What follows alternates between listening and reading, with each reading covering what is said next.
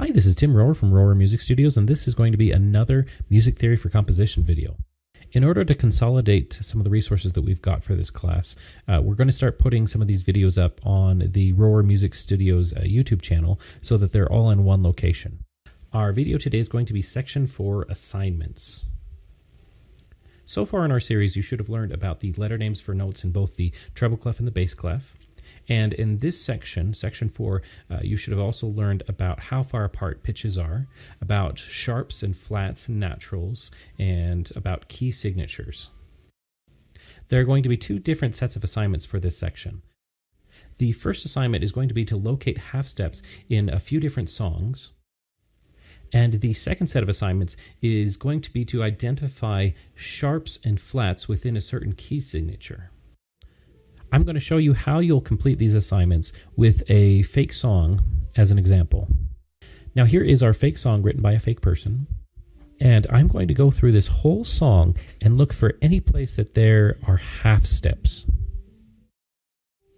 Looking now at this fake song, we first have the note of a C and then a C, and next we have a B.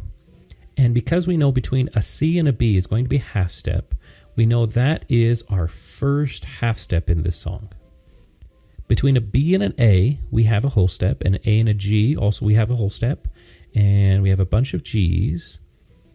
And then a G to a C is much bigger than a half step. We have a C to a B, except it's not just a B, it's a B flat. And normally a C and a B would be right next to each other, they'd be a half step. But because we have that flat on it, it actually spreads them apart as a whole step. And so our next half step is going to be between the B flat and the A. Between an A and a G is a whole step, and between a G and an F would be a whole step, except we have an F sharp on that note right there. Because the sharp moves the F closer to the G, we then have a half step between the G and the F sharp. And that is all of the whole steps in this fake song. For our second set of assignments, we're going to be looking at songs with different key signatures. Here is our second example, our second fake song. If you look at the beginning of this song, we have 3 flats for our key signature, which happens to be E flat major. Now as I go along, the first note we have here is a G, and then another G, and if we look in the key signature, there are no G flats in this key signature, so those aren't flat. Our next note is an E, and then another E.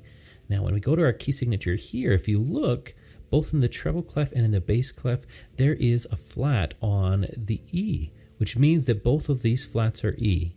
So for this assignment, what you're going to do is you're going to put a flat in front of these notes to show that they are flat because of the key signature. Our next notes are a D and a D, so those aren't flat. Again, they're not in the key signature.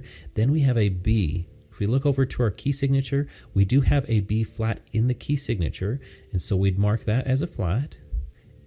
And next we have another B and another B, so we'd mark both of those flat. Then we have a C and a C.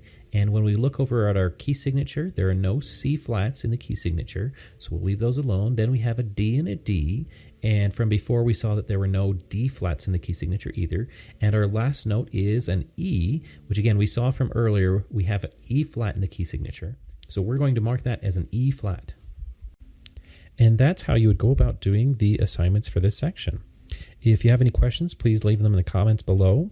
Also, if you have any suggestions for future videos you'd like us to do in this music theory series. And look out for our next video.